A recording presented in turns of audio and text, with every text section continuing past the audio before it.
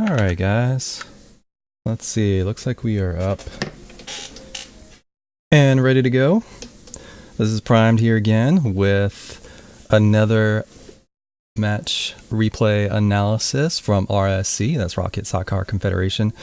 Tonight we are doing the Prospect League. So this is a little higher tier than the replays I've done the last couple of nights. This is going to be roughly high platinum to kind of low to mid diamond, kind of in that area. So sort of platinum diamond gameplay. And as usual for RSC, this is a 3v3 league. So I'm going to just briefly remind you guys about RSC, just in case anybody sees this video that is not familiar with RSC. And then I'm going to just kind of point out the ballchasing.com website, which I use to not only store some of our replays, but also to be able to check like some of the advanced stats and things like that. So we're going to go over those two pretty quickly, and then we're going to look at two replays tonight.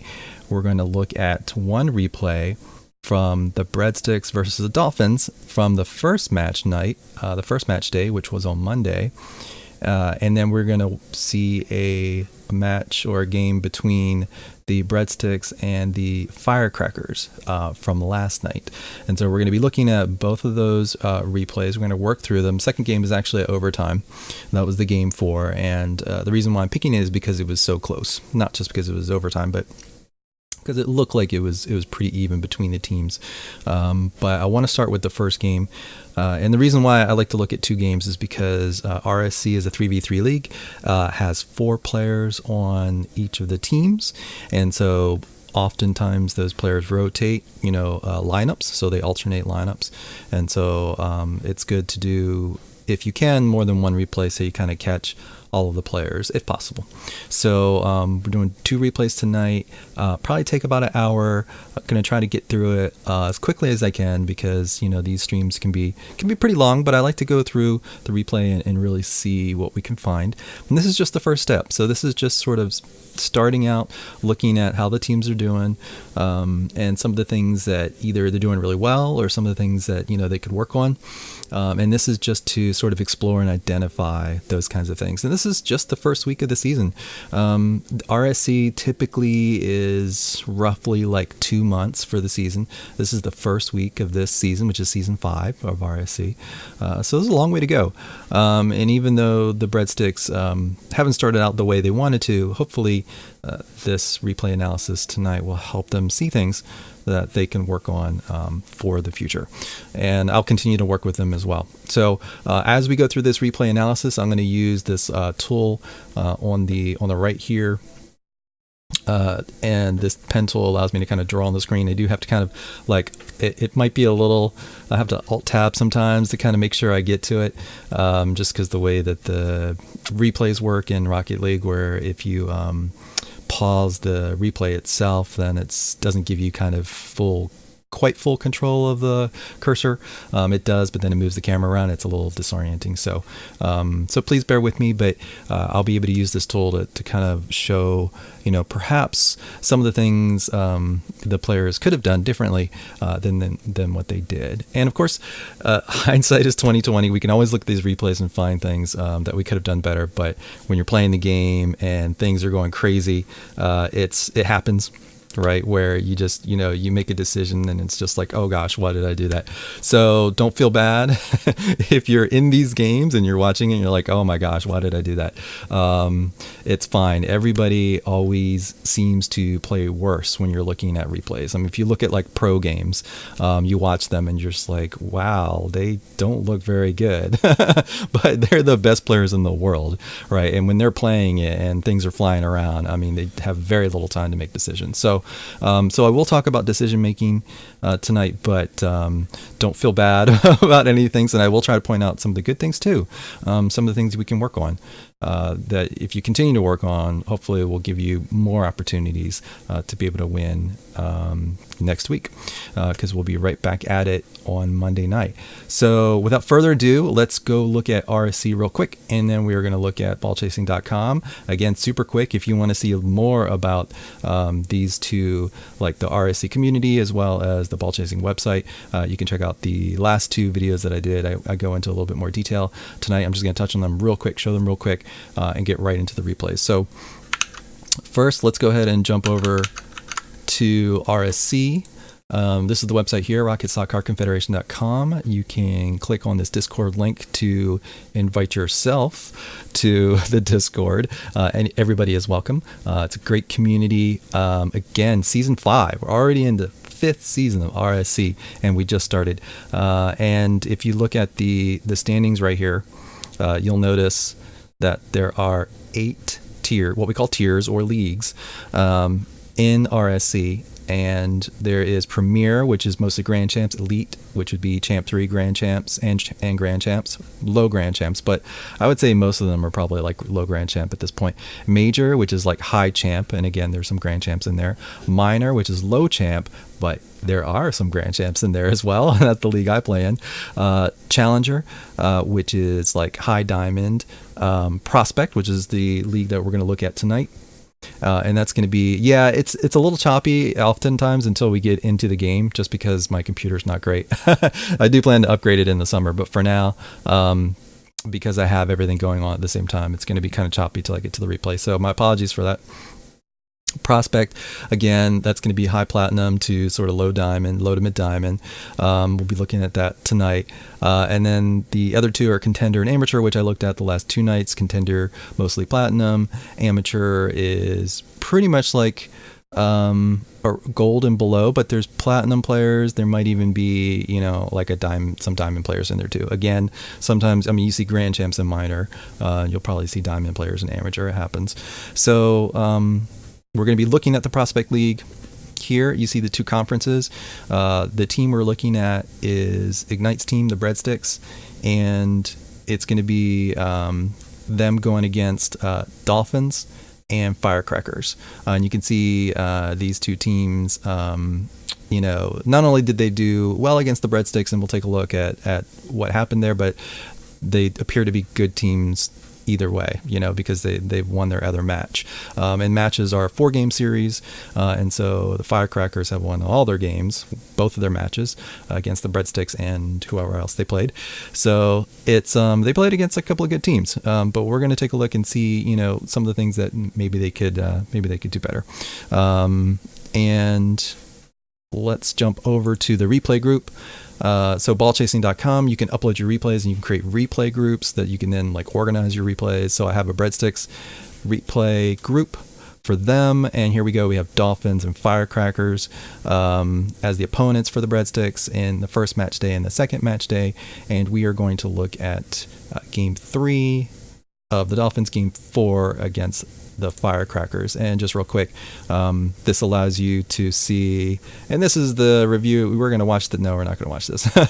It's really choppy because I'm streaming this, but it's kind of fun to watch if you use ball chasing, especially when you're supposed to be working, but instead you're watching replays.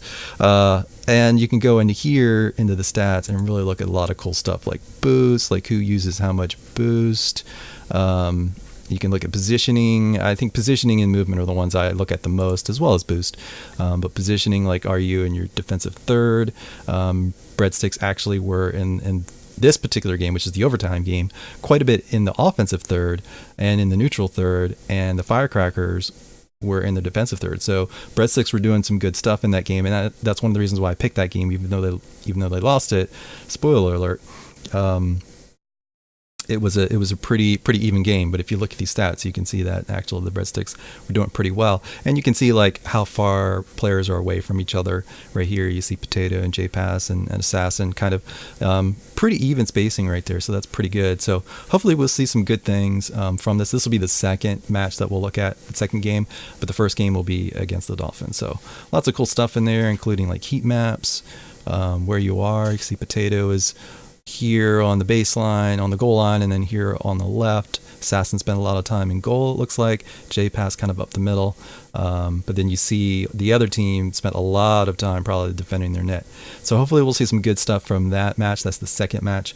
But we're going to start with the first match against the Dolphins. So let's jump into that. And we are going to pull that up, and hopefully the choppiness will go away.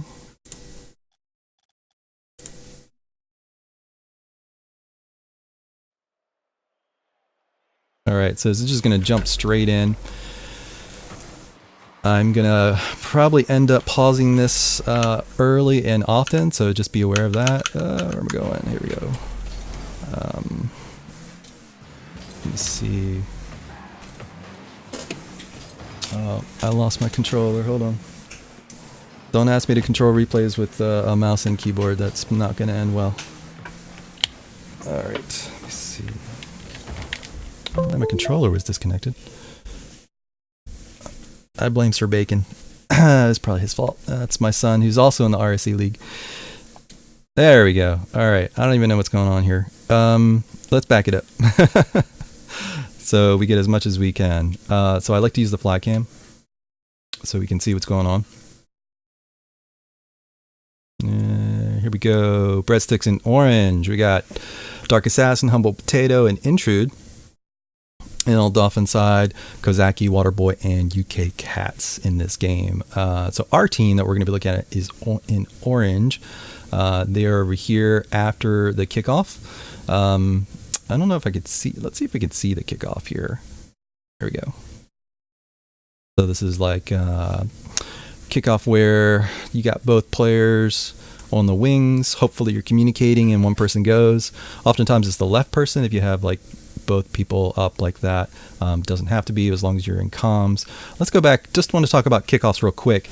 The reason why is because somebody in our Discord channel posted a kickoff video by Johnny Boy, and if you haven't seen any of Johnny Boy's videos, you should really check them out. There's one particular video he did a couple years ago, or a few years ago now, of Scrubkilla doing, Scrubkilla is amazing at 1v1, not just 1v1, but 1v1 kickoffs. And he's really got a great video dissecting Scrubkilla's 1v1 kickoff, but then he also made a video on 3v3 kickoff strategies. And one of the things that he was saying, which I liked, there was another thing he was talking about, which I really don't see very often. So I'm just going to kind of skip that. But the one thing I did want to point out is like when people here go for the kickoff, oftentimes, now for this particular setup, this is good. Intrude went back to get boost, and Potato's cheating up, so that's pretty much what I would recommend. If it was set up a little bit differently and Intrude was back here with Potato, I would say one of the guys, whoever's on the left, should actually get the boost behind Assassin. I think a lot of times we like to get the boosts like over here. Let's see if I can get this. Gotta pick orange. Oh, hold up. Let's see if we can get like orange in there. Can we change this to, nope. All right. I'm just going to use a yellow then. So let's say, for example, Intrude, instead of over here, let's say Intrude was, oh my gosh, I forgot, I need to change it. Okay, now like it's not happy with me. Hold on.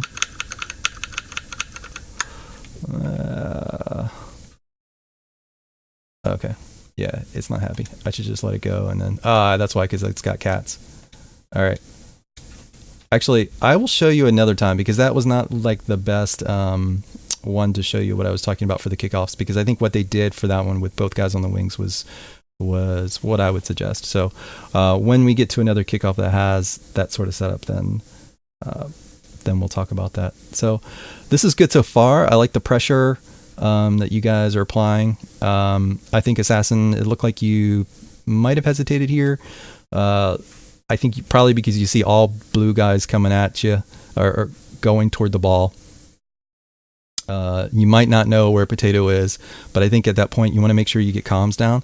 And so that's one thing I'm going to probably talk a lot about is comms. And the reason why comms are so important, especially when you're playing with with new teammates, because beginning of the season, oftentimes it's new teammates. Comms are important so that your teammates know where you are and you know where they are. And so Assassin right here, if he had done, the reverse view, he would have seen Potato was there, but if Potato had called it out, which maybe he did, probably he did, Assassin would know it's safe to go after that ball. But I think Assassin was concerned. He didn't want to just go out and get kind of stuck. But if he had known Potato was there, he could have gone after that ball. So again, comms are so important for positioning, and I'm going to talk about positioning quite a bit, but in different aspects of it. So in terms of like spacing and rotations and, using it to pressure or to relieve pressure, positioning, I think, is the most important thing in the game. Basically, everything that you do is to try to get like better positioning or take advantage of positioning. And really, if you can improve one thing in your game, it's trying to think ahead of where you need to be, where the play is going to go, so that you can get into good position to take advantage of that. And so hopefully that helps you kind of think like, all right, the ball's coming there.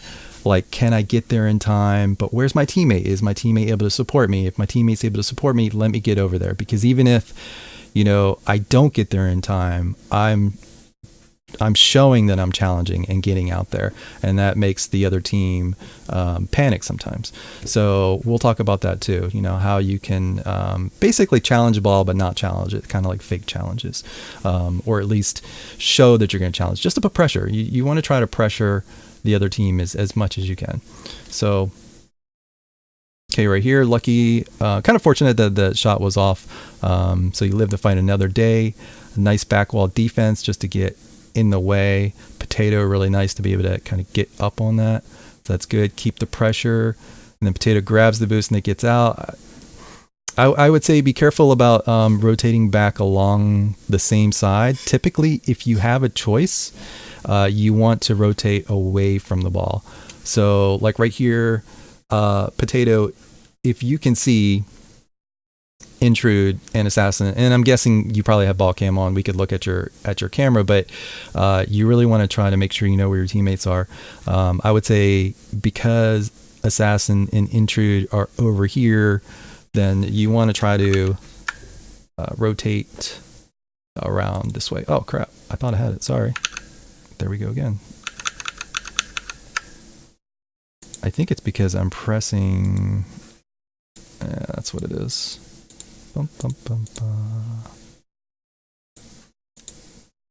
Pressing the button on the mouse, and it's changing the person, and that's what's messing me up. Got to be careful of that. Okay. Now I can switch it over. Okay. So Potato, what you did was you came this way, right? But instead, what I would say is go this way.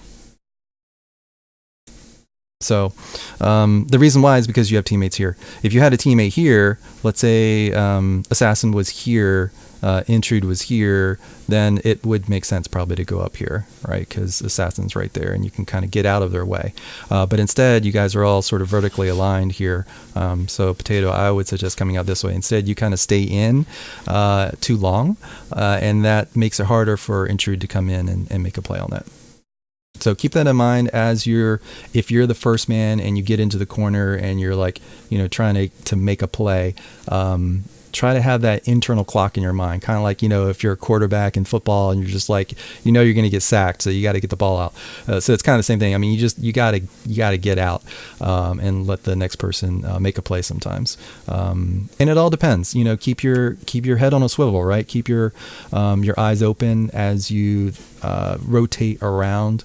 You could see, like here, if like Intrude comes in and let's say they panic and hit the ball off the wall or something like that. So let's say the ball goes like here and then pops back out, Intrude misses it or something. I mean, Assassin's so far away that you could do a short rotation and be able to get to the ball. So in this situation, I would recommend rotating away from the ball. Typically, you want to rotate away from the ball to give better space and allow your teammates to come up to it. But again, it kind of depends. It always depends on the situation. Okay.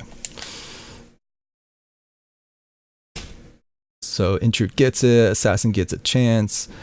Potato. So that's actually more difficult, Potato, because you were in the corner there trying to defend it. You had all that space to defend, and you made a really good play on the ball. But you can see right here, there's so much space that you have to defend. If you had come down the middle, it would have been easier to, I think, come at the ball from the middle to kind of cut him off.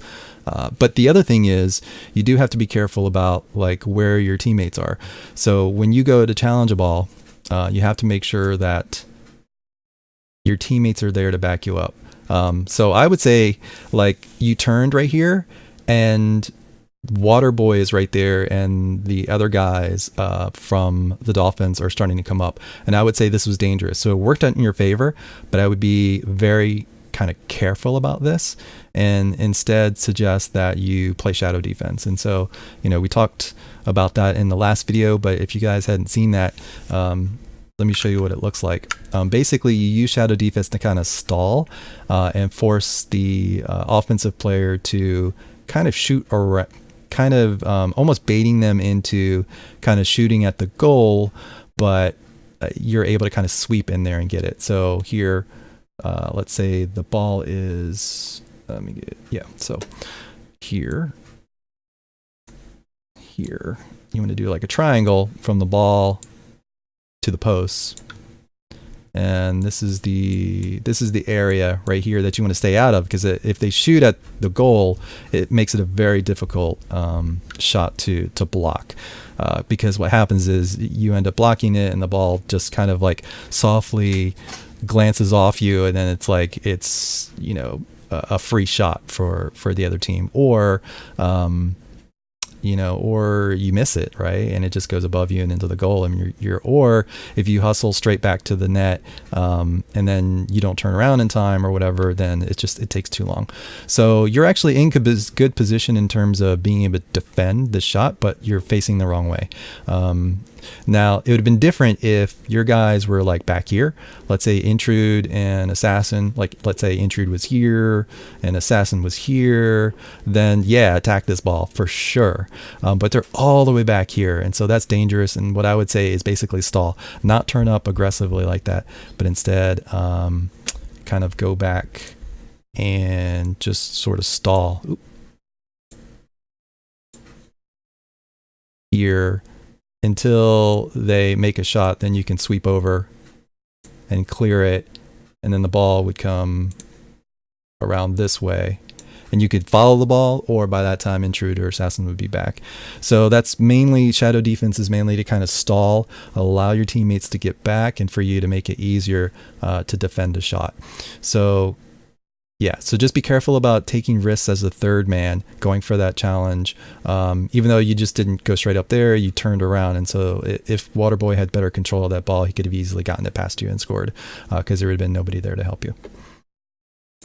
All right, so let's keep going.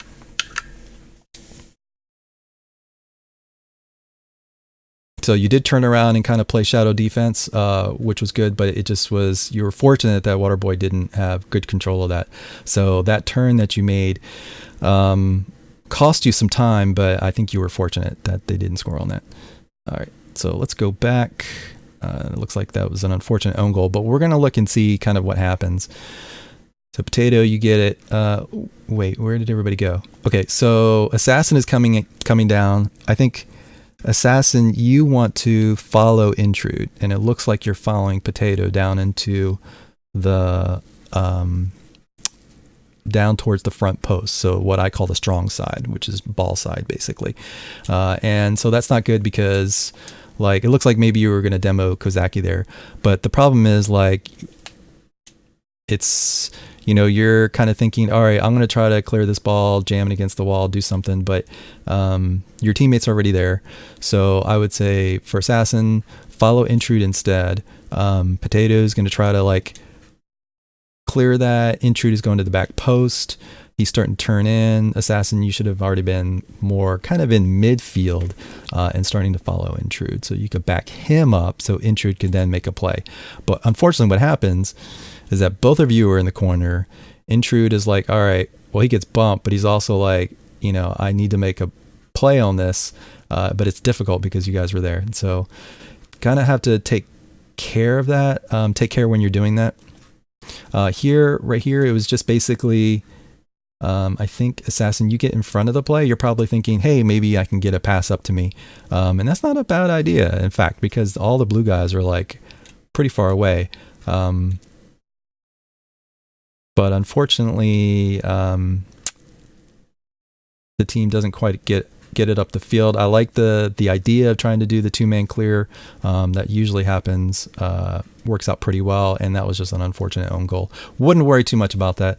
I think you guys pretty much did what you needed to do. I think Assassin, you probably didn't need to get up the field like that, but I think it's fine. It happens.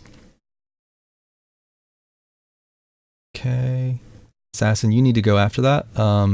So you saw Potato go up. Intrude was behind you.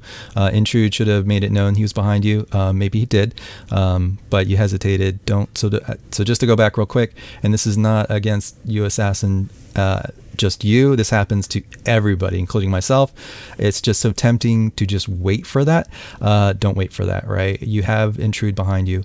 I think Potato is going too far. I think he probably went up to get the boost, is my guess. Not really seeing too many boosts, but that's my guess. So the thing about that is that sometimes it's okay to go up to get that mid boost, but that's typically only if you have ball cam and you're looking back and you're seeing that your teammates are going to make a good play. But if you see this where it's not looking good, probably better to kind of peel off and come back to the back post. At that point. For Assassin, you need to go at it because Intrude is in position. He's kind of been in position. Just need to kind of go after that ball. Now, the ball's kind of bouncing around and everything. So eventually you do get it. I think, Potato, you waited up too long for that play to happen. So that's got to be careful of that. All right, so let's go back. Just want to go back one more time.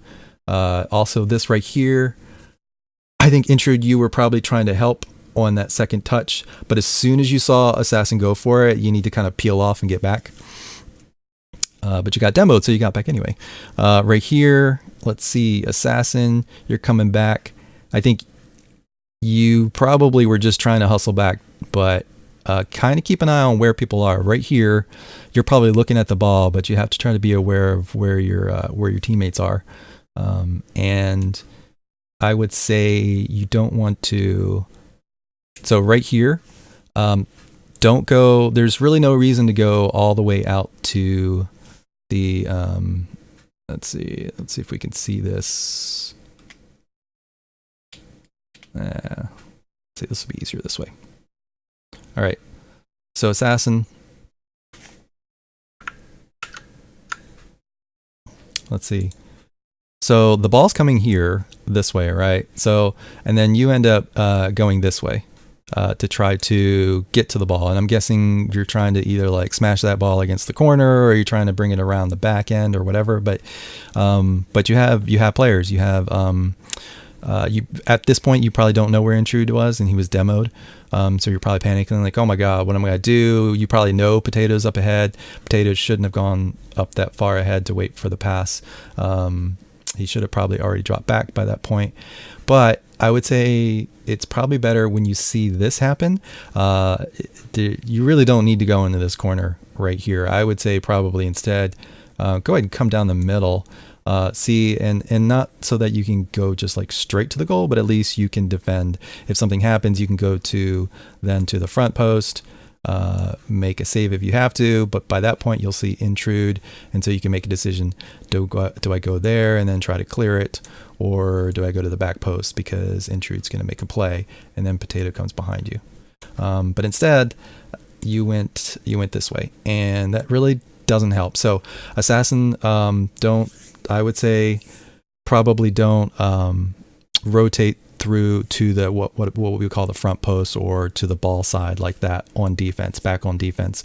The only times you'd probably want to do that is like, let's say let's say Waterboy had the ball right here with him, and or cats, UK cats, and you just want to mess with them to kind of stall them, then that's fine, right? But if the ball is coming out here, I mean, the only thing that can happen is that you make some miracle kind of clear, and it's probably not a good idea. Kind of go ahead and trust your teammates and see if they can make a play, and instead support them. Instead, what you're doing is almost like you're on offense, and you're coming to sort of like help attack the ball on your own side. So just try to rotate back post as often as you can, and only rotate to the front post when it's like an emergency. And for this, I would say it's not even front post. You kind of rotate it to the front, like to the strong side, ball side corner. And I would say don't do that. There's only some instances where that's a good idea, and that's like if you're last man, somebody booms it over your head, and you go into the corner with the ball so that you can control it and then clear it whichever way, either up the wall or across the back wall, that kind of thing. Otherwise, it's better to come around, this way to get to the ball. All right, so let's keep rolling.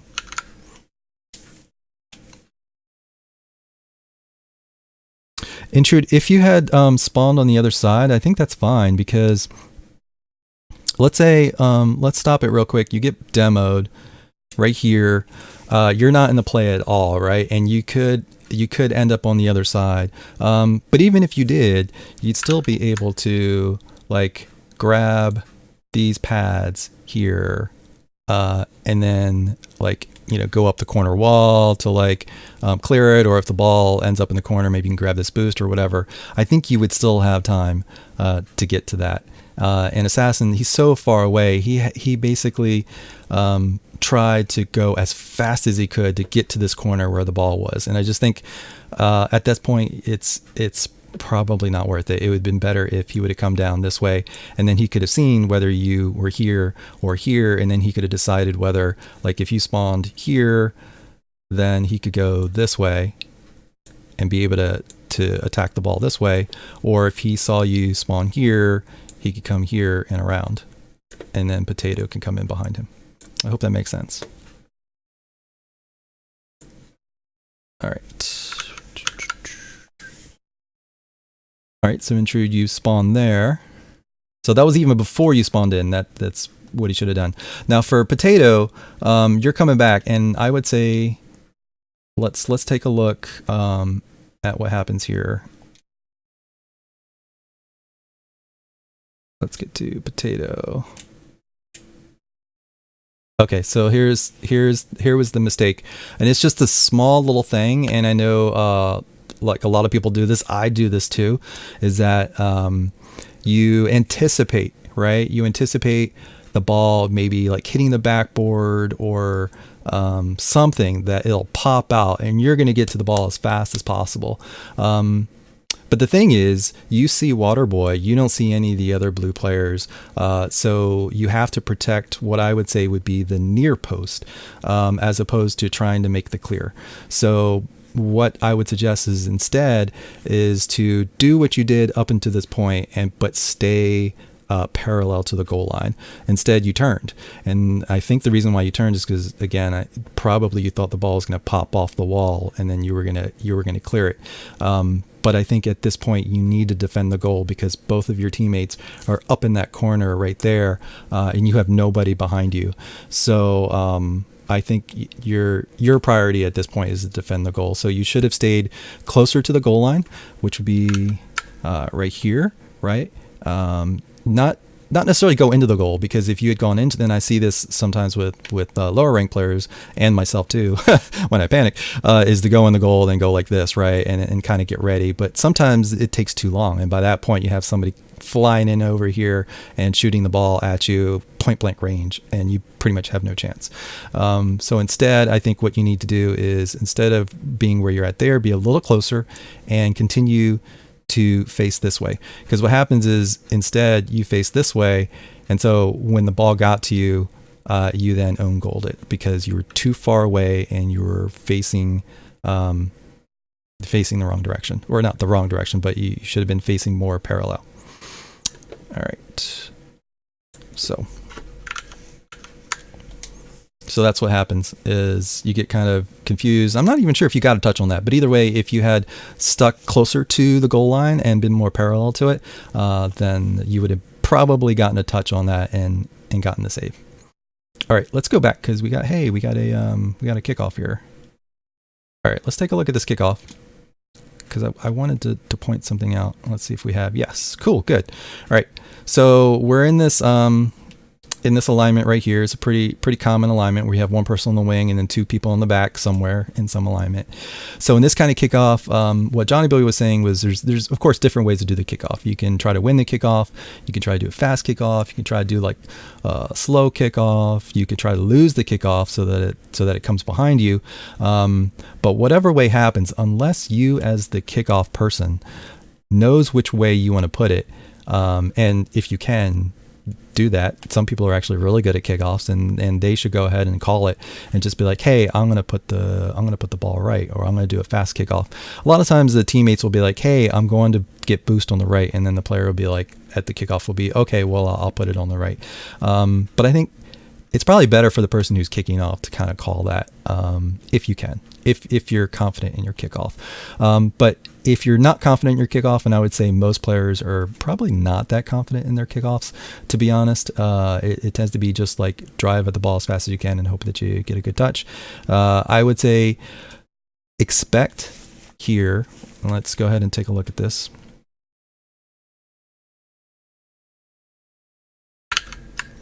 So expect Potato to come here and then probably wind up this way.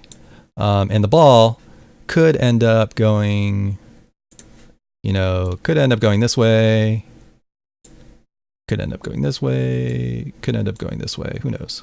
It's a few different ways depending on how he hits it and the other guy hits it. But the thing is, most likely, Potato's going to end up on this side. Now, the one thing is that you might think, well, okay, he's got this, and he'll have no boost left. You'll say, oh, well, he'll have the side boost to get. Not always. It depends how the other player chooses to do the kickoff and how the other person behind them chooses to cheat up. He might not be able to get that boost, or may not have time to get that boost. And so he may end up wanting to come back. Oop, wrong one. And get the full boost that's over here. So it's tempting to be like, oh, he's going to hit the ball this way, so I should go and get this boost. And I would say that's actually a lot of times what I do. But Johnny Boy would say, no, don't do that. And in fact, I've heard other people say the same thing. I've heard other people say that instead, go this way. And if you watch pro games, like I just watched one, which was NRG versus C9 from this past weekend, fantastic match, even though, well, no, I don't want to say spoilers. Hopefully people have seen it by now. But anyway, the point is, it was a great match, even though it ended up being one-sided. It was still a great match, great defense and great plays. And you'll see that the most of the time in this sort of configuration, the backman will go behind, not to this side. So they're actually, and there's two reasons why they do this. One is because then they know most likely Potato is not going to need this corner boost back here. If he ends up going this way, like because the way the ball was hit and everything, he might be able to get this one. So you can go ahead over here and get that boost. Johnny Boy would say, don't just automatically get the boost, wait and see what happens, maybe even do like kind of like circle around or something. Johnny Boy recommended going and getting some pads and kind of circling around. I don't really see people doing that. It was from a year ago. I don't know if people typically do that. I'm kind of uncomfortable recommending it. I would say if you're going to go get boost, go to the boost behind this player. So there's two things that you can do if you do this. You can see, so for Assassin, like, so you're thinking, what is Assassin going to do? All right. Assassin should cheat up. Instead of going to get this boost, because Potato might end up using that boost, Assassin should come up here. Okay, wait. Yep. Wrong one. Here we go. Grab this pad right here, not use a lot of boost. You either just creep up or you can do one dodge. Most of the time I see pro players do like one dodge. You'll see, like if you watch C9, this is really interesting. I don't know if you guys know this. If you watch Cloud9, Squishy and Gimmick do not cheat. They always go for boost. So if Torment is here and you have Gimmick and Squishy, Gimmick goes gets the boost, Squishy goes get the other boost, and that's fine. Some teams do that. They do the dual boost kickoff, but Torment always cheats up. If Torment is back here, he'll cheat up, and the other two always get boost. It's kind of interesting. I'm surprised that more teams haven't. I mean, I'm sure they know that, but it's still like, how do you take advantage of that? But if you watch Cloud9 play, watch for their kickoffs. Torment always cheats up. Gimmick and Squishy always go for boost if they're not going for the kickoff, of course. Anyway, point is, Dark Assassin could come here and go get this boost. I think if you were going to do that, then you're basically relying on Potato to be able to win that ball to the side, not really win it, but kick that ball to the side so that you could grab the boost and then hit it, or lose the ball. But I would say if Potato is going to lose the ball, the easiest way to lose it is back this way. And so instead, cheat up here, just as you were doing, and then Humble Potato. He could either lose the ball, and that's kind of difficult to do unless you know what you're doing. You kind of have to kind of glance at it, and the ball will come this way. You have to be careful, because if you really crack it, the ball is going to come hard into the corner. It's hard to get. And Intrude will be able to get the right boost in the corner and be able to move up with the ball. Or you can go at it regular, try to stop the ball, which would be if you kind of did a slightly slow kickoff and basically tried to kill the ball, and then Assassin would be right there. If you tried to win the ball, go fast, either fast kickoff or regular kickoff, most likely the ball is going to come out this way unless you mess it up, and then the ball is going to come out this way. But either way, Assassin could figure out and go either, whichever way the ball is going. And then Potato, you can either grab this boost or come back and get this boost. So I hope that helps. Think about your kickoffs when you're doing them in this kind of alignment. If one person's on the wing and then two people are back, the two people are back can both go get boosts. You just have to make sure at least one guy kind of turns around toward the wall, and I'll show that in a moment to make sure that you have time. So let's say you want to do the C9 like double boost kickoff right here.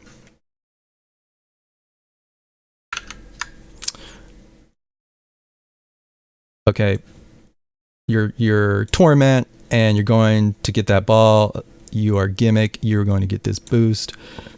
You're Intrude, you're going to go get this boost. I would say most likely Potato, unless he's going to try to lose that ball, is probably going to push the ball this way. So Dark Assassin, I would say get this ball, turn right and get ready. And then for Intrude, I would say come here, get this ball, and then turn back around this way toward the goal as a just in case. Unless you see that Potato loses the kickoff and it comes this way. So if you're going to do the double boost, this is what I would suggest. If you're not going to do the double boost, then I would say the closest person cheat up, and the person who's further back get the boost behind the person doing the kickoff. So I hope that helps for kickoffs. It's something I've been thinking about lately because my kickoffs are so terrible. Some of it's mechanics, but some of it is strategy. So think about the strategy. All right, let's keep going because we're going to spend this entire time talking about kickoffs. But I promise that's the last thing about kickoffs. All right, Assassin gets it, gets blown up. Both of you up there. I like Potato kind of turning back, except for I think you didn't really need to go all the way back, but if you felt like you needed the boost, that's fine. But instead, I would say, and I'm just going to say this one time, let's just go back real quick here. All right. So this is this oval of pads right here. You see? Some people like Karma, who's a pro player, call it the circuit, but basically it's an oval of pads, and you can also kind of extend it out here. This is that pad that's right in front of the goal if you need to. And of course there's the pad right here, which is near a post, and then there's another pad over here. So I would say, if you don't have time to get this side boost right here, think about using these boost pads, and a lot of times they line up, so you can see there's oftentimes a few pads in a row. So there's like these 3 pads in a row, right? Or let's see if this is easier to see. There's these 3 pads in a row. There are kind of these 3 pads in a row. You can kind of go on this side, then this side, then this side, and you can pretty much pick all 3 of them. So try to make use of these little boost pads. Humble Potato, instead of going all the way back to the corner, probably could have come around here and come this way. And I would take a look. There is a good video for threes rotations by Verge. So if you should check out Verge. I really like him. He's really articulate in terms of the way that he's, kind of like maybe not quite as articulate as Johnny Boy, but more articulate than I've seen some videos, coaching videos by Jake, who was a pro player in Australia, and I think he's coaching, I forget which team he's coaching now, but he's got some really good ideas, but I think he needs to work on his sort of articulation. But Verge is really good at articulating stuff. Take a look at Verge. It's Verge and then RL. Take a look at his YouTube videos and his streams. He's really good, and he's got a video on threes rotations, and he talks about using these boost pads when you rotate. So, and if you watch pro players, you could see that they will specifically kind of take paths around the map. It's I call it pathing, but basically path yourself sort of around the map to be able to pick up these small pads. Now, one thing you might see is pro players, when they play, they pick up like full boosts like early and often, but that's because they're up in the air constantly, right? I think as sort of mid-rank players, we're tempted to just, grab boosts so we can use all of it for these fancy plays, but oftentimes we don't need it. Pick up the full boost when it's there for you, but don't go out of your way. If possible, just pick up these small pads, because you can really make plays with as little as 30 or 40 boosts, and that's like 3 pads. You can typically make most plays with like 30, 40 boosts. You really only need like a lot of boosts if you're going to fly pretty far distance, and in those cases it's usually either A, because you're out of position, or B, you're going for a difficult shot, and so if you're going back to defend your goal, you don't really need a lot of boost, right? If you're in good position. So think about that. All right, let's move on. So instead, Potato, you go back to get the corner boost, which means you're really far away. You're not able to get to this until pretty much like the final moment right there, and basically center it for Waterboy. But it works out. I would say be careful as you come down to try to defend. You're rotating through the front post right here, which can be a little dangerous. I think once the ball is out into the midfield, like you had it on top of the box, go after it, and that was great what you did right there before. But be careful about rotating through the front post, through that corner where the ball is, because it'll confuse your teammates. So Intrude has it. Potato, I like going out there and being aggressive, because Assassin's already there sort of behind you. Assassin couldn't get it, but Intrude is there. Okay. It's good so far. I mean, there's a little bit of rotating back the wrong way, but otherwise, as long as you're helping and making use of space, that's fine.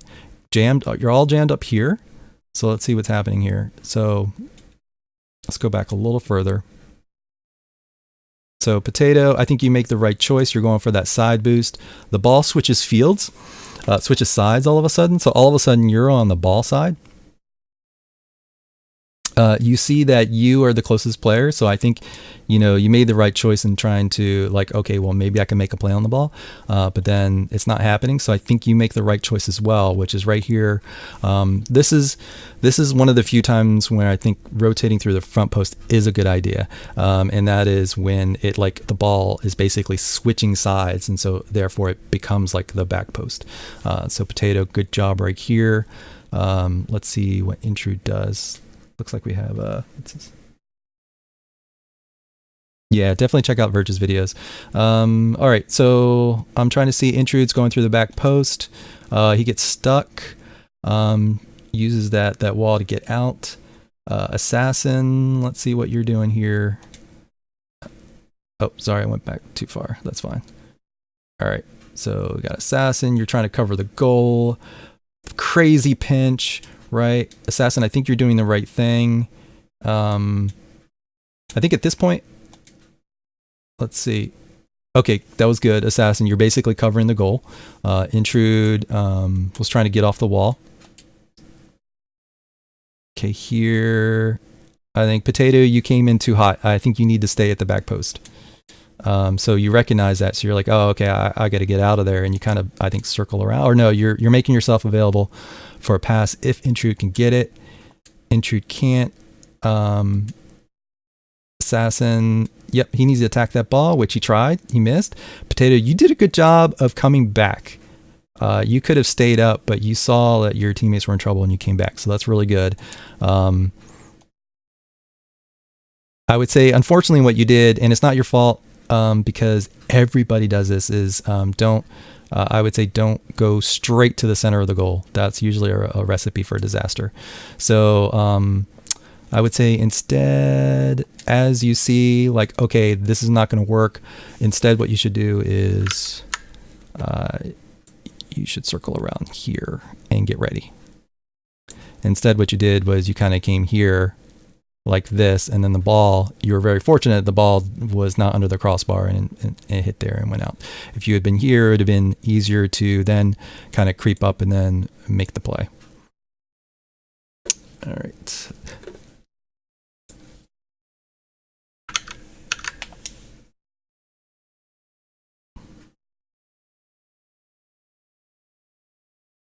So we're fortunate that 2 people missed the shot.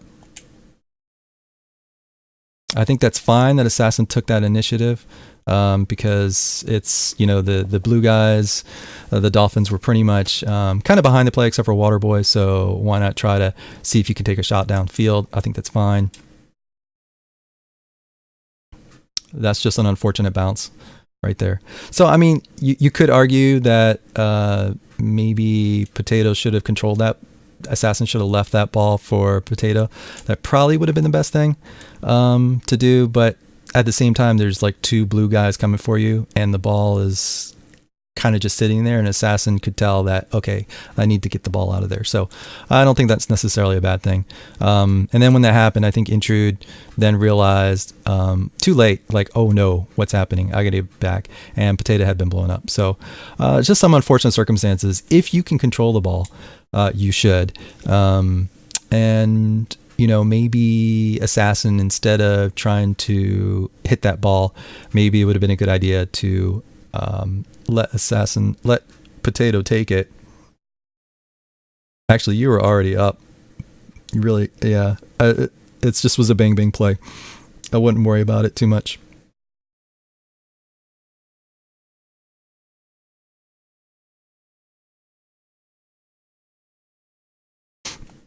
Okay, so let's see what you guys do on the kickoff. Go behind it. That's great. Cheat up. That's great. Almost a great kickoff play. Well done. Potato going in. Assassin. Okay, so for this, let's see what happens here. That's fine. Potato goes for it. Only kind of skims it. Intrude. Whoa, you're way upfield. What happened? Let's see. Oh, because you went for it and then, yeah, okay, that happens. And you just got to get back. I think you're so Intrude, I think you're rotating too far back. Like you want to rotate away from the ball. But I think if you had come down to here, right? Like down the, like sort of the middle, but more along the post as opposed to going all the way out here. That would have been better because you picked full boost all the way up in the corner, and I'm assuming that you had boost. Let's see. You don't have boost, which is interesting. Let's see what happens here. Oh, you didn't get that. Okay, so you went for that.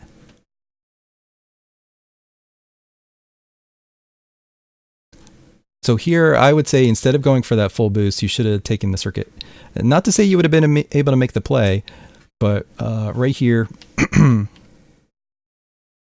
let's see. Come here this way. instead of going out to get that corner boost. Because this gives you 3 pads. You have 18, that gives you 36, that gives you 54. That's like plenty of boost. Plenty of boost. Instead, you went for the full boost, probably because you were thinking, Assassin's got it. I got plenty of time to get there. Don't assume. This ball, all these blue guys are in your half. This ball is making its way around the corner. Best thing to do is be careful rather than going for the 100 boost, and instead rotate a little bit quicker so you can get here. Now you probably still wouldn't have been able to get to it, but it would have helped. It might have helped depending on what Assassin did. So let's take a look at Assassin. Let's see. That's right. Wait a minute. There we go.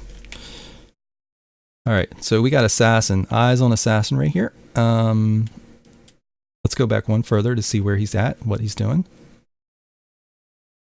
Coming around. Making use of his dodge so he can get someplace quicker, conserve some boost. Coming into the back post.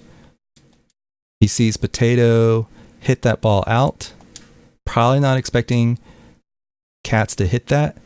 But I would say this is really difficult, but you really want to try to look for people who have momentum to hit the ball. If they're coming towards the ball and they have momentum, always look for that player. So let's take a look at Assassin's viewpoint and see if he could see that happening. All right, let's go back one right here.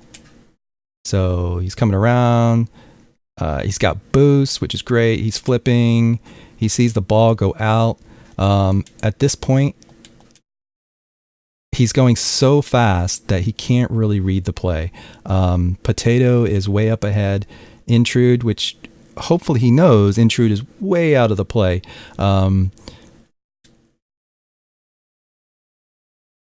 Yeah, so there was 2 options you had. Either one, you can get into the net, which you did, which is actually not a bad play because the ball's so far away that you could have gotten this. And then I think if you had been a little quicker and gotten to that in the air, and that's a hard one because the way it bounces, you're not expecting it to bounce so far across. But the other thing you could have done is if you would have slowed down here a little bit, like right here, slowed down and waited in the back post,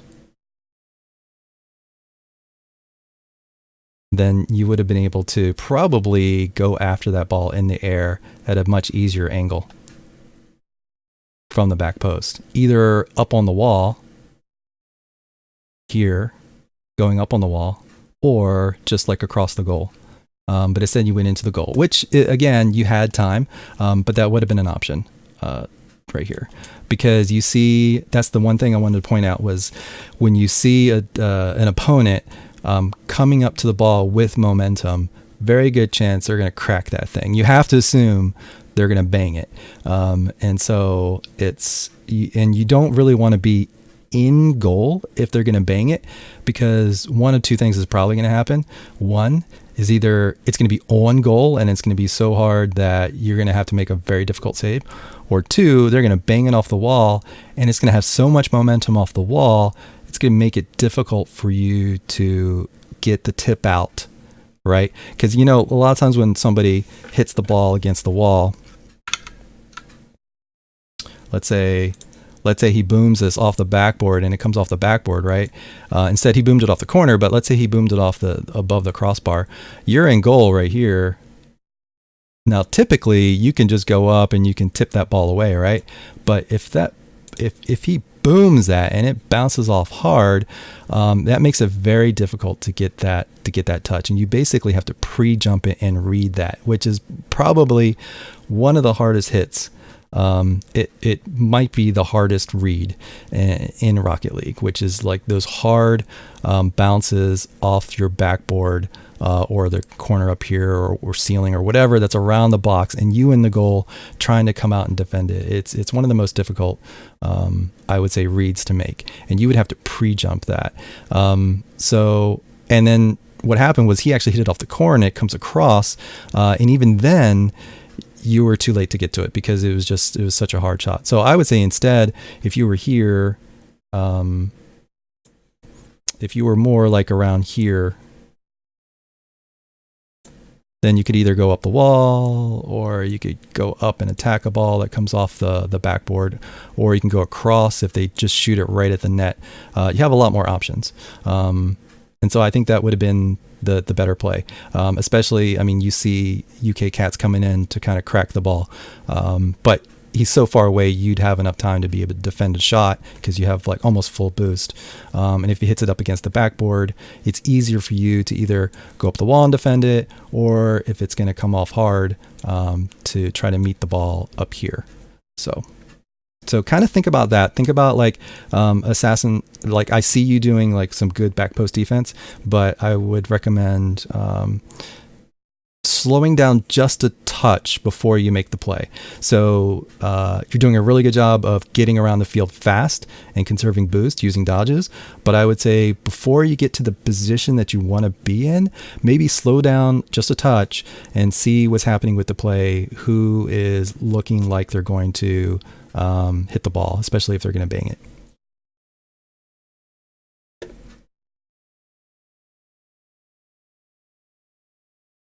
Oh, your microwave is messing with your Wi-Fi? Whoa, okay. All right, so let's keep it rolling. And then that happens. Let's skip that. We don't need to see that again. All right, so we got the kickoff going. Let me get into fly cam.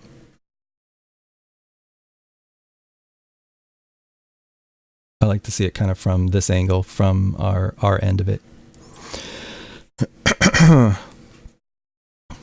Potato attacks it. That's fine. They do the slow play underneath you. Assassin's at the near post, which is great. Good positioning. Potato follows it. Intrude. So the only thing I would say about this is let's see if we can see. Okay, so probably somebody needs to tell Intrude, and maybe they did that. Intrude, both Intrude and Potato, open net, or take your time or something, because there's like no blue guys around, right? So and what happened was, I think Intrude, I think you rushed it because you didn't know that there was nobody around. And I think if you hadn't rushed it, then that would have been a goal. And then Assassin comes in because he's like, oh my gosh, that was an open net. I need to finish this. And I think you did the right thing because you had it, right? And Potato did a great job of getting back and trying to stall it. So I am fine with that. It looked like a triple commit, but to be honest, the net was still open. So you're down 4 goals. Why not go for it? All right, you're keeping the pressure on. I like it. Assassin going up. Great pass for Potato. Almost. Intrude, good turn. Okay, so that worked for Assassin, but for both Assassin and Potato, I would not power slide into the goal like that. Try to keep your momentum. Try to keep your play fast, right? If you can. So here you power slide all the way into the goal, and I think you probably could have gone right around to the corner and defended that. Instead, you power slid into the goal, and then Intrude had to go and get it, but you were able to get the save. Kind of lucky, actually. Great play to get the save, but kind of lucky. Great pass there to Potato for the goal, right? Great job at Intrude. And I think, let's take a look at this. I really like what Intrude did right here, because he didn't just try to bang it. I have a feeling he didn't have any boost. And he was able to get it out into the middle of the field to Potato. So that's something that we need to do more often. So great job on that one. And then I believe you have another goal coming up. Kind of see what happens there. Nice attack. I like what you guys are doing on kickoffs. For the most part, it's, you have the opportunities. You don't always get possession of the ball, but you have the right ideas. It's just a matter of kind of executing. Good challenge right there. Potato. Good try. I think you're down by 3 goals, so why not just pack the offensive end at this point? great shot by Assassin. You get the goal, and then there's 19 seconds left.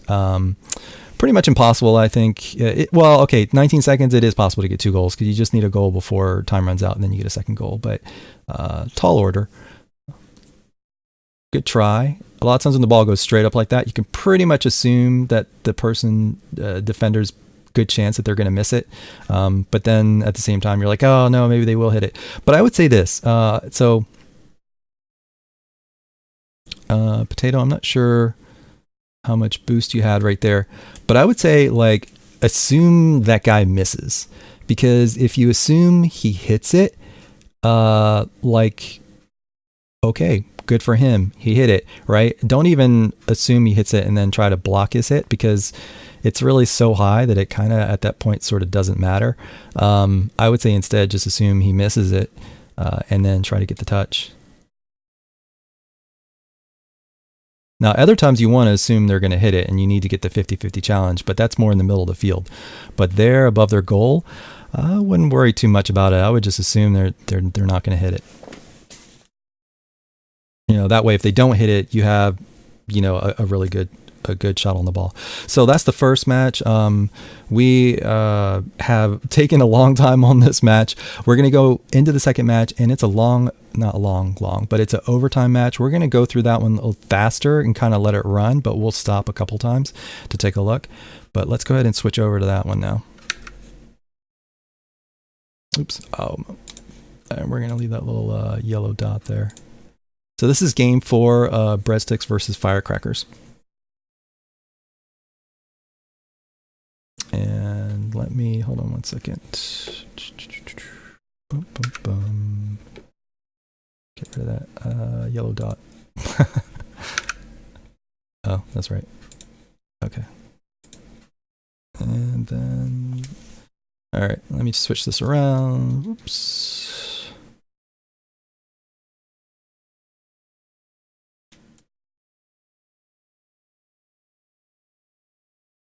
All right. Oh, you guys are in blue. I was confused there for a moment. All right. So we have J-Pass in the game now for Intrude. So we got Dark Assassin, Humble Potato, and J-Pass, and they're playing Firecrackers, Rob, Wob Wob, Beer Lives Here, and Super Duper Bam in the orange. But we are going to be focusing on the blue team this time. And I already see some good pressure right here. So if you guys remember at the beginning of this stream, we looked at the ball chasing site, and we momentarily looked at a game where it seemed like you guys were in their zone, the other team's zone, more than they were in your zone, right? And this is the game. So a lot of good pressure. You get the goal right there. Let's see what happens. Potato, really good job of circling around and making yourself ready and available.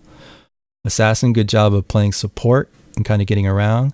J-Pass, good aggressive move right here. Enables Potato to be able to get to that ball, and that's just a great shot. You went up really fast to get that. So that was just good spacing. Let's go back to it. Good rotations. So right here, I think this is what made this work. This was the key. This was Potato mostly, but also Assassin allowed this play to happen. Potato, if you had gone into the corner to chase after that, that would have messed everything up, because then you would not have been in position to get your shot. So you did the right thing by circling around, and then instead of going all the way back, you circled around, and as soon as you saw J-Pass able to get the pass off of, I think it was the backboard, you were able to go up and get it. And Assassin did the right thing. Instead of lurking around the box, he circled around and was then available to play support. So this is a play that worked beautifully, because you had not just the rotations, because we think about rotations and we think about like this kind of circle kind of thing going on, but in fact it wasn't like rotation, but it was really about like your position, where you are, and so and where you're going. And it worked because Potato made himself available and kept to where he should be, and the spacing between you guys worked really well. So keep this in mind. Try to do this as much as you can. Try to space yourselves out and try to get into good position. So this has just worked out perfectly. Yeah. I would say the only thing would be Assassin, if you could have been more coming around, maybe picking up the little boost pads to get around through the midfield as opposed to going to get that side boost. But really it was fine. Obviously, great play. So please do that as often as you can.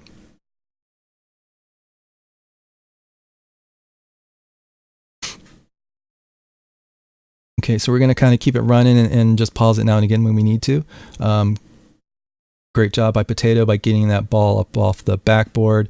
Pass, J-Pass for following that up. Potato with the little touch. Nice job, Potato. I love this. We need to see this more often. So what happens here is you fail. You miss the ball, or maybe you tap it back. But instead of like just driving right back to the corner, you're looking at the ball, you're looking at the boost. So tempting, right? Just to go straight to the corner.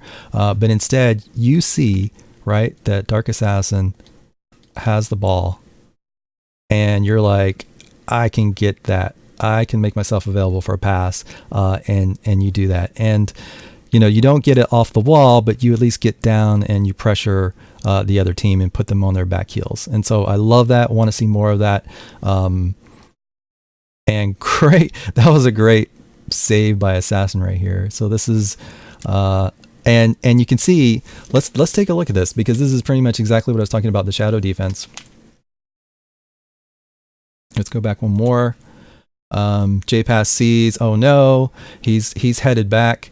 I think at this point he wasn't sure what Assassin was going to do, and so J-Pass, is my guess, is he was going to aggressively challenge that ball, but then he wasn't sure if Assassin, where Assassin was, or whether he was going to challenge the ball. I think ideally Assassin would have J-Pass, you would have just called off Assassin and said, "This, I'm challenging this ball," but it's fine because it worked out. But J-Pass, you were kind of caught in no man's land because of that. So I would say J-Pass, probably as this play developed, you probably wanted to just call that and say, "Got it," right, and just go at that and challenge it, even if you miss it.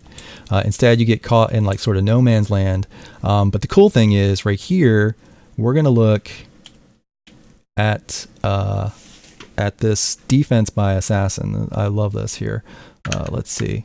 So again, shadow defense, right? Ball here. Oh no, I messed it up completely. Hold on. That's because I pressed the wrong button again. Wait a minute. What? Fly. Yeah, there we go. That always happens. I think I'm controlling the mouse, and I'm controlling like the camera with the mouse, so it's very confusing. All right, so we got the ball, got super duper bam,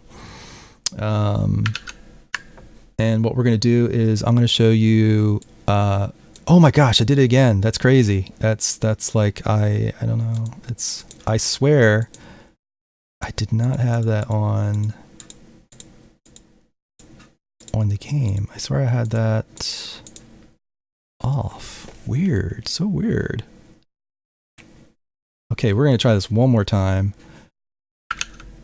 Okay, it's on the pen. Oh, because I have a little pointer, and so then it switches back to the game. That's why I had to put it on the little pencil. Okay, here, right? Remember we were talking about this? Right here.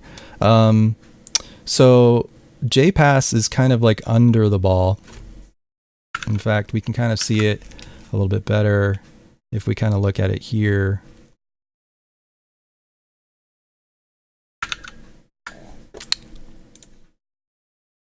Here, all right. So you don't want to be in here. J-Pass is starting to come into this zone. He's probably disoriented. He's probably looking at the ball above him. Assassin, this is much easier for him.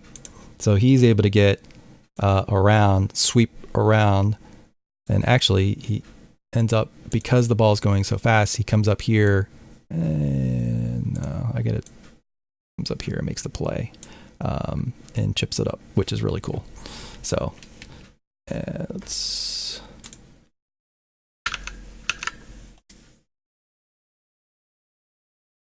Right. Much easier to make that play if you're doing it from the side than from directly beneath the ball. So, all right, good job by J-Pass there for going after the ball. Assassin, you can attack that, but you didn't, which is fine. You felt like you could get it around the corner. J-Pass is getting bumped. Humble Potato goes after it, which is fine. J-Pass is able to get it. Not a good hit. Potato helping him out, which is fine. Though I think let's take a quick look right here. So Potato, I would say probably my guess is you're concerned that Beer was going to get to that ball.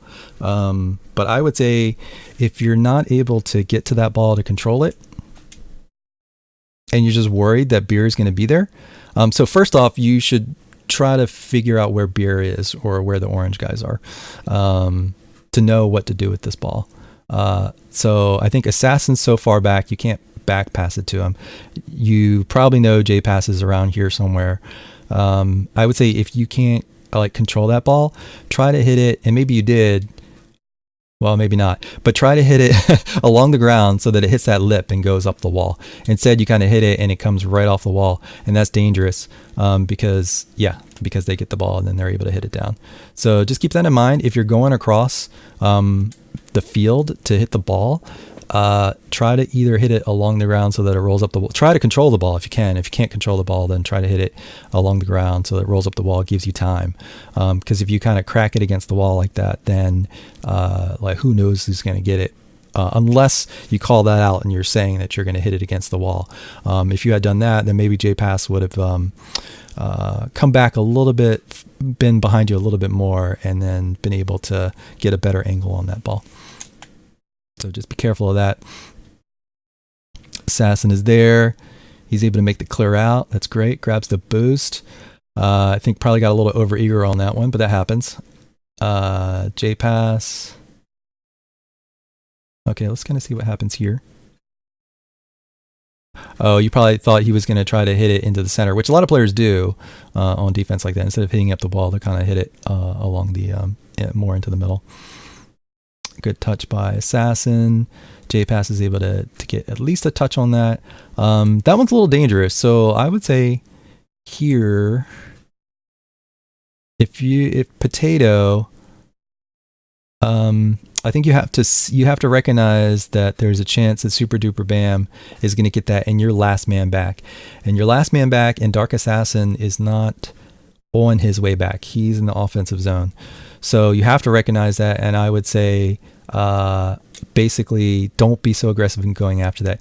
You can sort of pretend you're going after that, but I would say don't go after it. So you could kind of go up here and see if he looks like he's going to make the play. And if he's not going to make the play, then maybe you keep going, but otherwise you turn back around here and then start the shadow defense from this side. So then the ball is going to be coming this way, and you're going to be a little over the side of that triangle so that you could sweep across and be able to clear the ball across this way.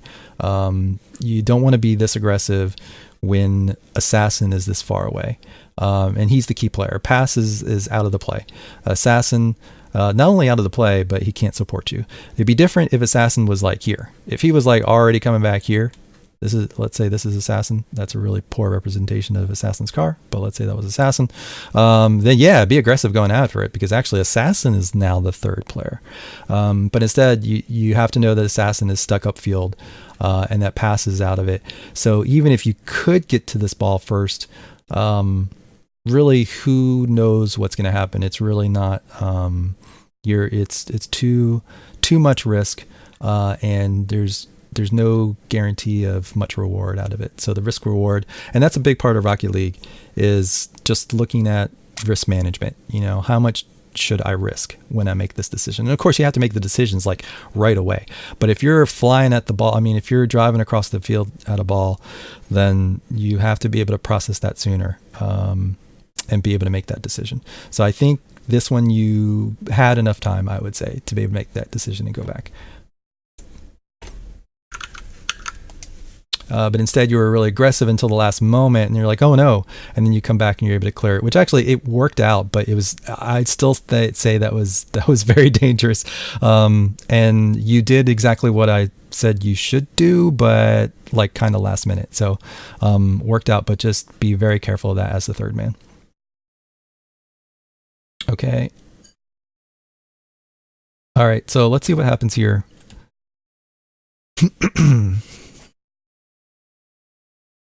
Okay, the ball, let's go back, because the thing is, like, when you look at a goal, it's not always like what happened right before the goal. It's usually what happened that led up to the goal.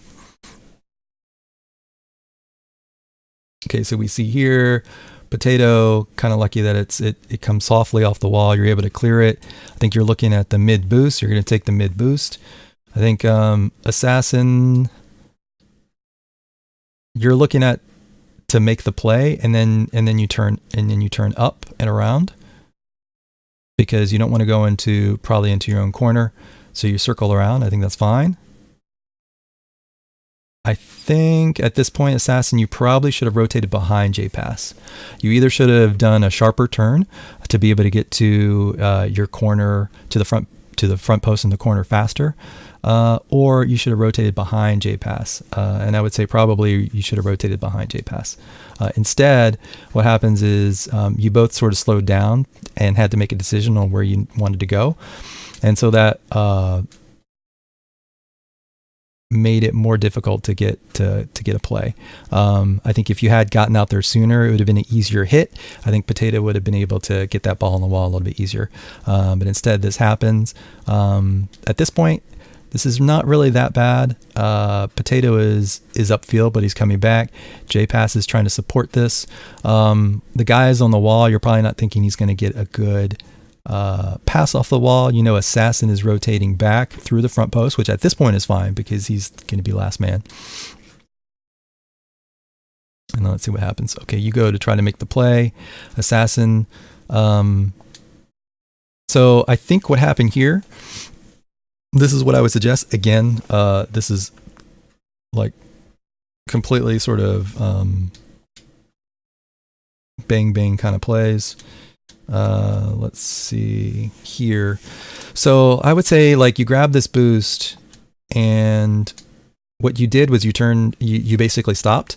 I would say instead of that, you probably should, okay, you got this. You're like, oh no, I'm going to try to defend the shot, and then you stop, you get the boost. I would say here, turn around to your right. So instead of, you basically kind of went here and you turned around, you should have come here, went up the wall, and then got ready to defend. Because at that point, Potato should be back and be able to defend. So does that make sense? So come up to the wall, and that way you can defend the corner and the back wall if J-Pass can't get this. Instead, you kind of went to the front post and turned around.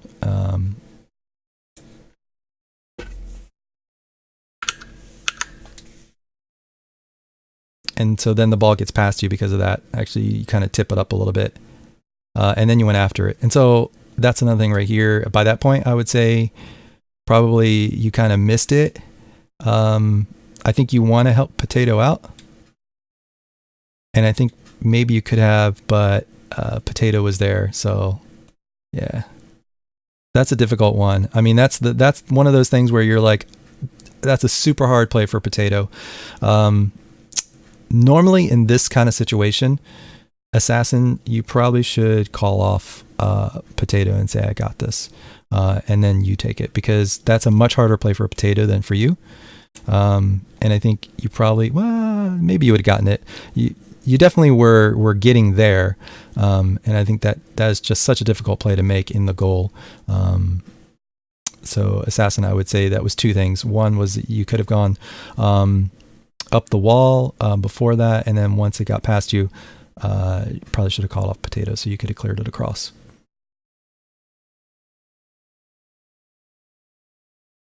All right, let's keep going.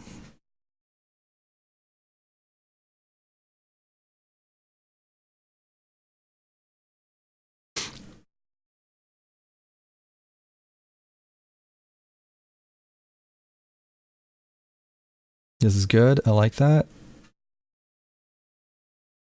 That's fine. That's good. It's good spacing. You guys are really spaced out well right there. I think. Look at that spacing. That's great. Potato a little too far away though, right there. And that's why it took you a while to get to that ball. You're able to get to it, but you weren't able to do very much with it because you were a little too far away. It's a good try by J-Pass to go up the wall and try to get that. Assassin, good job of going around and protecting the net. And you get the play up. Ooh, I want to see this. Nice pass by Potato to J. Oh, the double touch. That's what happened. Okay. Even though you got the double touch and maybe didn't even mean to do it, it all started because J-Pass, you were in position and Potato gave you a great pass. And then Assassin did a good job of kind of rotating around to protect the net and support. So great job, guys, on that play. I really like your offensive, when you three guys are playing together, I like your offensive spacing and rotations. It's just the defensive ones are a little sketchy and you'll want to kind of work on. So let's see what happens here. Let's go back a little bit because you always want to see what leads up to this. So this is off a kickoff, so it's a little more difficult to kind of handle. That one should have been called. Somebody needs to call that, either Potato or Assassin.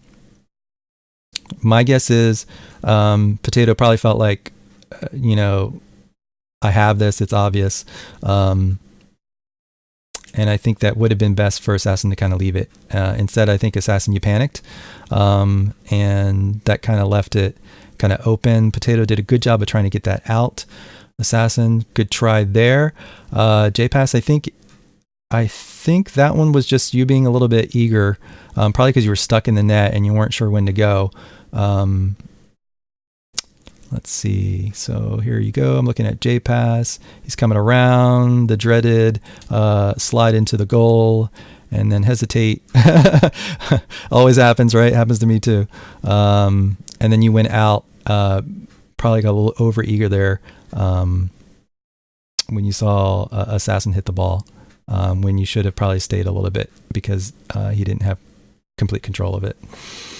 And that's what happened. So let's keep it going. I'm probably going to skip through, since it's late, I'm going to, after we get through the end of regulation, I'm going to skip down to the final play because it's a long overtime. Oh, great save. Oh my goodness. Let's look at that again. It's a great play by Super Duper Bam. He's thinking that's a goal. Assassin comes flying in. Oh, I love it. That's great. I love doing those. That's actually my favorite play, my personal favorite play in Rocket League.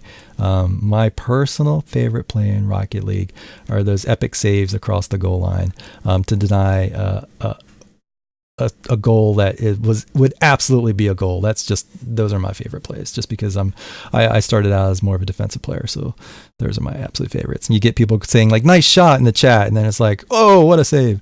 I just love that. Okay, so we're moving on. Let's go ahead and skip.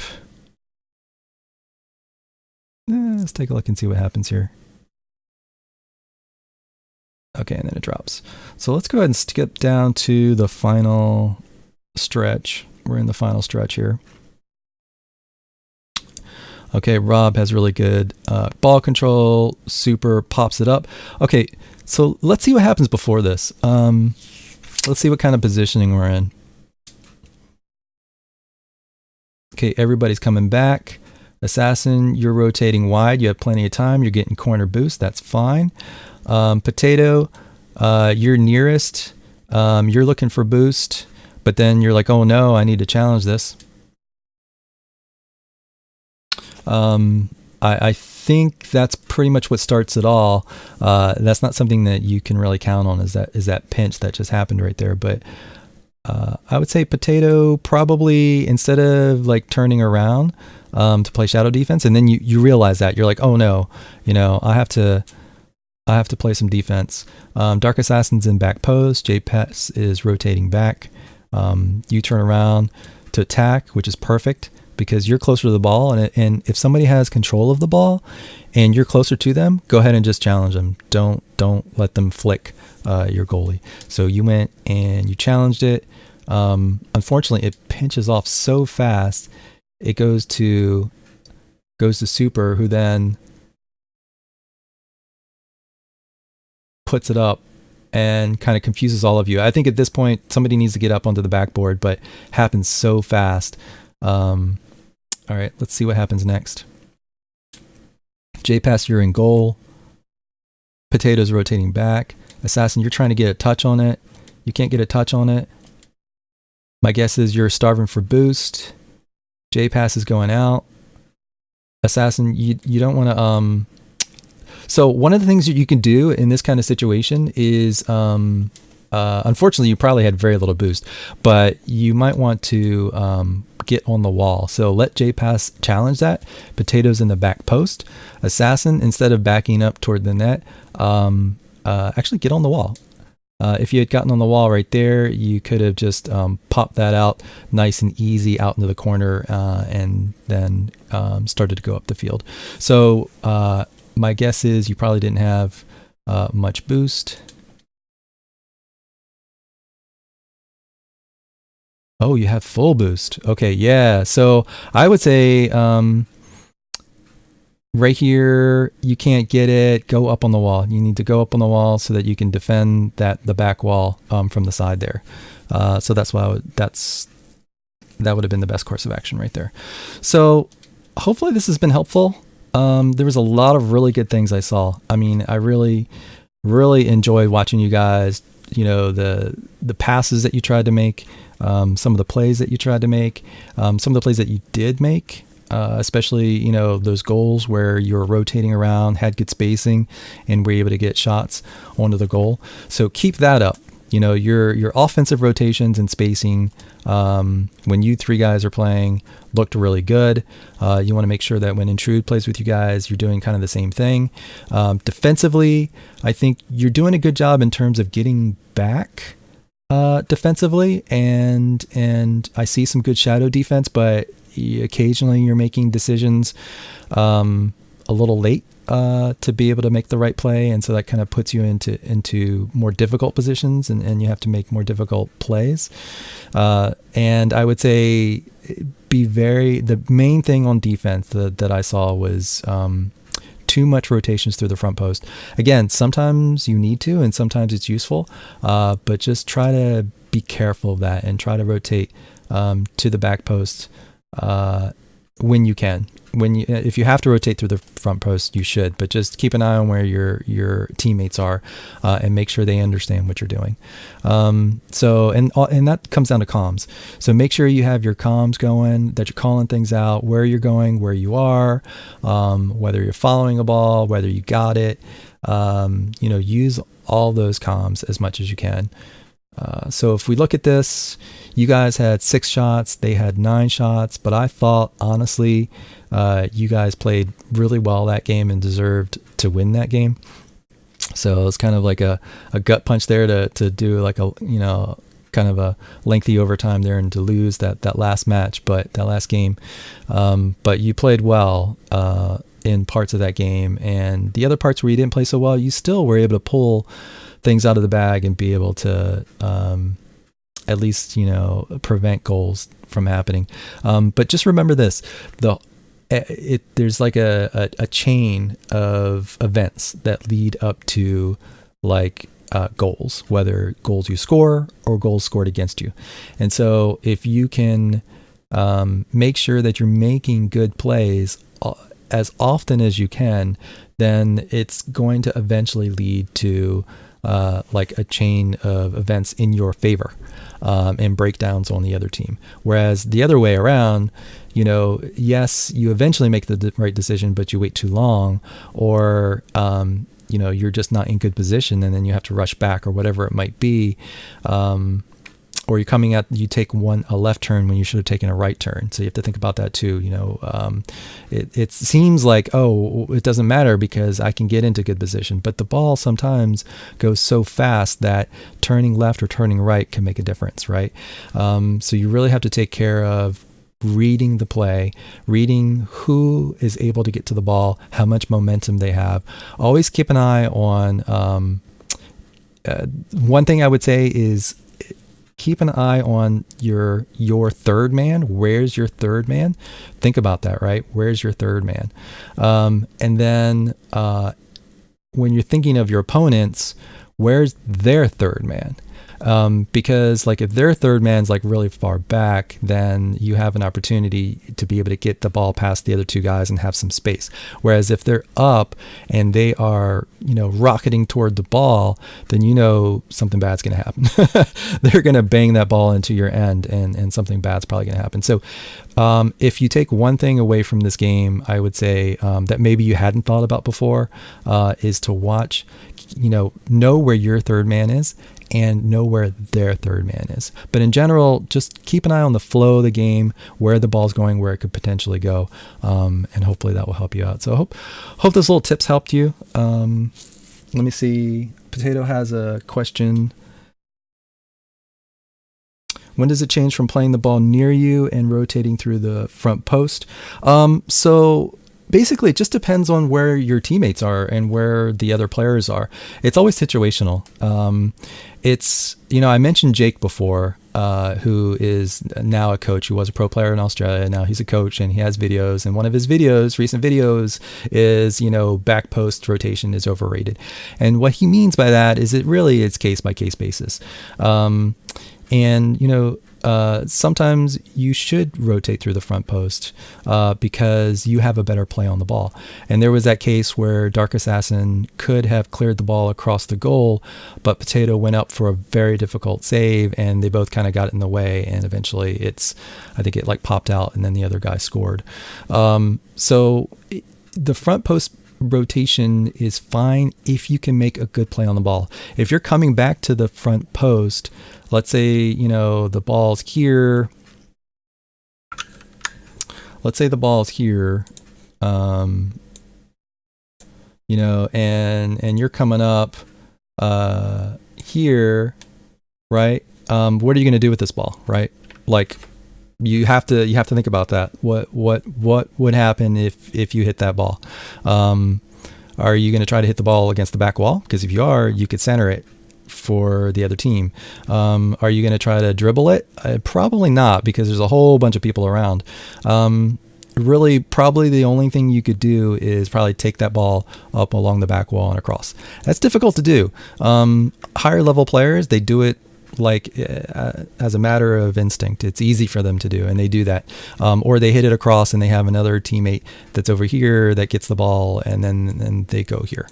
And that's fine. If you guys can do that and you know what you're doing and you communicate that, that's fine. But otherwise, if that's not what's happening, and instead you're like, I just got to get to this ball as soon as possible, no, that's probably not a good idea.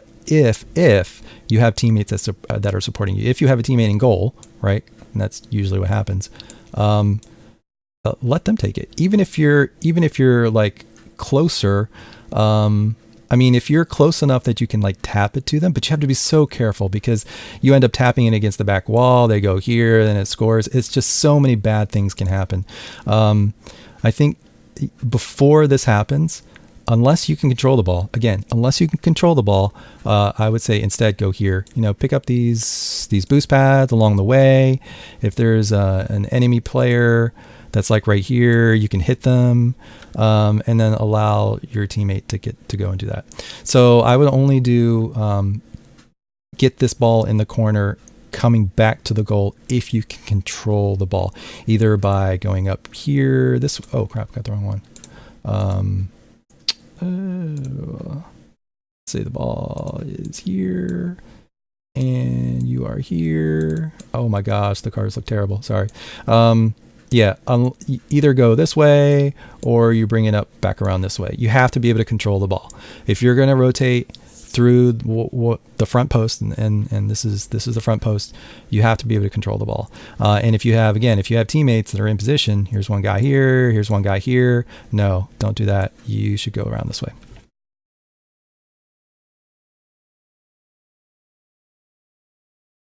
So front post rotation is here. So this right here is, let me show you. This is the front post in this scenario. So this is your goal, right? This is the defensive end. This is your goal. This is your teammate. This is you. The ball is here. This is the front post. This is the back post. If the ball was over here, this is the front post. This is the back post. Back post rotation is when you go to the back post. You go around. You rotate away from the ball and you go to the back post. Of course, that takes longer, but in 3v3, you have teammates. And teammates can get to the ball faster. If it's 1v1, no, don't do back post rotation. You need to go get the ball, no matter where the ball is, and control that ball, right? In 2v2s, it's a little different. You know, you often only have one teammate, and this teammate might not even be here, right? Oh my gosh, I did that again. Can I have it back? Yay, look at that. So let's say this teammate's not there, right? So let's say you're playing 2v2 and your teammate is here and you got guys barreling down on you. You know, they're like right here. There's another guy coming in here for the shot. Yeah, no, definitely don't go around to the back post. No, because you go here, maybe you can bump these guys, but your teammate's all the way over here. Not a good idea. You're closer to the ball. You should go and get that ball and either go up here or go around this way. So 2v2, front post rotation, perfectly fine. And what I mean by front post rotation is usually if you're kind of rotating into the front post this way. Obviously, if you can clear the ball by controlling it in the corner and taking it up the wall or around the corner, it's not really front post rotation. It's really just being able to get to the ball on ball side and be able to clear it. But typically, you want to rotate away from the ball. But again, like 2v2 or 3v3, let's say this 3v3 and your teammate is like, your other teammate is like way down here. Yeah, try to control this ball. Just be careful. Don't bang it against the back wall and then center it. Your other teammate's too far away. You have to be able to like hit that ball along the ground to get it up on the wall, or be able to kind of come around it and be able to get it back this way.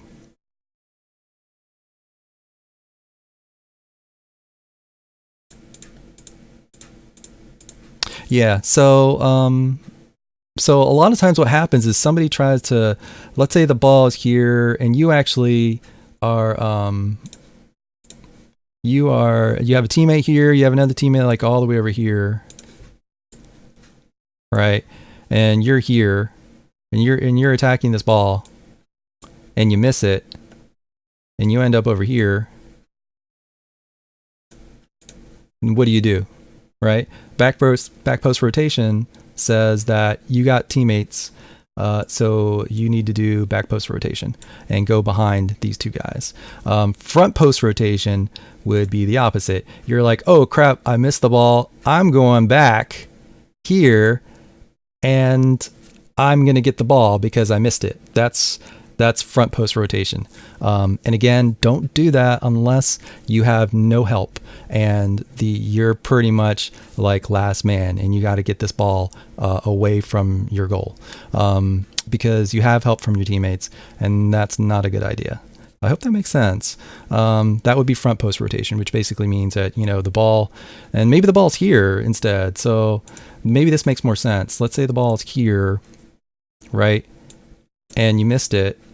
Or not that you missed it, but let's say for some reason you're coming this way. You shouldn't be coming this way. You're like, oh, I'm going to get this boost and I'm going to come here. The ball's here. People are going after it. You have teammates here. You're here. I don't know what you're doing here except for getting that boost. You don't need to be here. This is rotating through the front post. Now, if the ball was over here, that's different. Let's say that teammate's not there. Then this is actually back post rotation. This is the back post. This is the front post.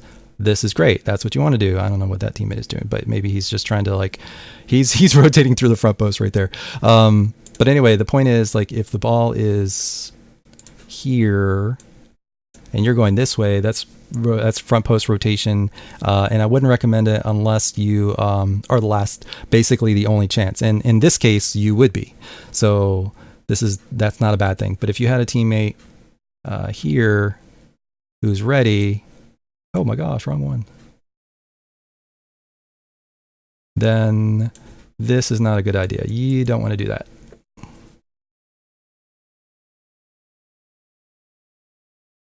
So basically, just keep an eye on your teammates. Know where your teammates are, and what they can do. Keep your comms open. That's the most important thing. So everything is kind of situational, but for the most part, again, look at the flow. Here is the flow. Think about it this way of like the flow, and I'll show you. Let me see if I can pick a different color here, so you can see. Let's pick this bright green. This is the flow right here, right? Basically, you got guys kind of converging on the ball. If you're coming here, I'm not sure kind of what you're trying to do, because most likely this ball, if it's not going to go in the net, it's going to come out here. If you're there, you can't really do much with it, because the ball, you're not going to have good momentum to be able to get that ball back down here. It's not like you can grab the ball with your hands and then just run up the field with it. So instead, see the flow, and then you need to go with the flow, right? And go around this way. Mess with these guys, go around your teammates. Now, instead, if the ball was like, watch this. Okay, let's say the ball is not there, but instead is hit, and then let's say the ball is here, like up on the wall or something like that. Like, one of these guys hit it, and you're this guy right here is not able to make the play on the ball. The ball is basically going this way because it kind of came up here and then is going here. Then the flow is different. The flow then will change, and you'll see guys going this way. And then guess what? This becomes the back post. And so then you go with the flow, and you are then back post defense. So I hope that makes sense. So again, you kind of want to go like with the flow. And of course, sometimes you have to go against the flow to make plays. But in general, in 3v3, you really have to kind of see like where the players are going, where the ball is going. Keep an eye again on like both of your teammates, but particularly the third man. He's the one you're really going to rely on. If he's further away, there's certain plays you have to make. If he's closer in, then you can kind of start to rotate behind him. If the defenders, the opponent's the same thing. If the third man is tight and is close, you have to kind of keep that in mind. If they're further away, then you have a little bit more space to work with. So you kind of have to keep an eye on all of the players, but particularly I would say the third players. I hope that helps. So that's, yeah, for sure. I hope it makes sense. Kind of play some games this weekend, even if it's not with each other. Play some games in like ranked or casual or whatever, and put some of these things into play. Think about, and what you should do is when you're playing, this is something that could help you do this. When you're playing, predict where the ball is going to go, or where the opponents are going to go, or where your teammates are going to go, and actually say it out loud. Don't just like say it to yourself, say it out loud. And then it'll start helping you sort of predict where the ball's going to go, where the players are going to go, where the flow is going. And so that'll help you kind of work on your focus of reading the play, and then being able to kind of your predictions. And that'll help you get into better position. Because really, to be honest, you don't have to be fast. You really don't have to be that fast. You just have to be good at reading the play and predicting. If you're good at reading the play and predicting, you can get into good position and not really have to be that fast and be able to make great plays, because you're in position. And if you're in good position, you don't really have to go as far. In 3v3, it's different in 2v2 because there's a lot more space, and so you got to use a lot more boost, get around the ball, around the field a lot faster. In ones, it's completely different. You really just have to control the ball. But in threes, there's so many players on the field. So you really don't need to go that far most of the time if you're in good position. So just go ahead and try to read the play, get into good position. And the easiest way to do that, I think, is by communicating. And so that way your teammates know where you're at, you know where they're at. So even if you can't see them for the moment, you have an idea of where they're at. And that'll help you with your own positioning. Cool. So I hope that helps. We went like way over. Holy crap. But it was a lot of fun. And let me jump back. Where am I going? No, I'll just stay here. So that is it for tonight. We'll continue to do replay reviews. The next replay reviews that we'll do is going to be more like discussion. So we'll try to get into a Discord chat with all of you guys so that we can watch a replay. And instead of watching the entire thing, what we're going to do is I'll try to look at the replay beforehand and then pick out moments that we can discuss and say like, okay, this worked really well. What did you guys do to make this work? You know, how would you try to do this again or maybe differently? And then we'll look at things that you need to work on, you know, breakdowns, and see like, okay, well, this happened and then this happened. Why did you think this happened? What do you think you could have done differently? And we'll talk about, you know, those kinds of things and kind of do more of a discussion. It'll still be like reviewing the replay, but it'd be more of like reviewing sort of like moments in the replay as examples and kind of discussing those things as a group so that you all can be on the same page. Because it's one thing for me to kind of talk about it and say like, you know, think about doing this or that. And it's one thing for you to say like, I think I could have done this, because then it's you remember it better. So hopefully that'll help, and we'll do that. We'll try to do that next week. Hopefully your games will do great next week, and you know, we won't feel as much pressure into doing this, but like right away. But you know, I'm really hoping that your next match will be successful, and either way, we'll do some more replay reviews. All right, thanks guys. I'm gonna head out. It's late. Thank God it's almost the weekend, and I will see you guys